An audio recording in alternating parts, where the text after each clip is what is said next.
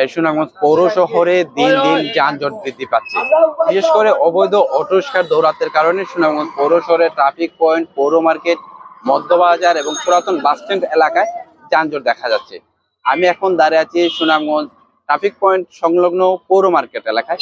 এখানে যদি আমি একটু দেখানোর চেষ্টা করি, যেখানে যে এই সুনামগঞ্জে পৌর শহরে 2-1 বছরের ব্যবধানে প্রচুর পরিমাণ ব্যাটারি চালিত অটো রিকশা বৃদ্ধি পেয়েছে। আর সেই অটো রিকশা বৃদ্ধি পাওয়ার ফলে এই এলাকার প্রতিনিয়ত যানজট লেগে থাকে।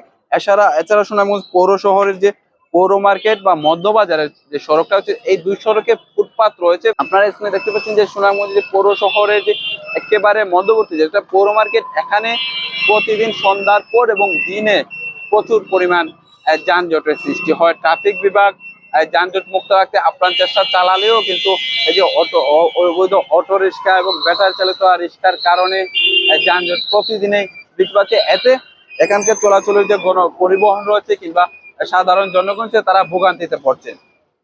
এছাড়া শহরের যানজট লাগার আরেকটি কারণ হচ্ছে যে ফুটপাত রয়েছে, সেই ফুটপাতে সবজি, ফল সহ বিভিন্ন দোকান থাকার কারণে এই ফুটপাতে এর আশেপাশে যে সব এলাকা রয়েছে সেসব এলাকায় কিন্তু যানজট রয়েছে।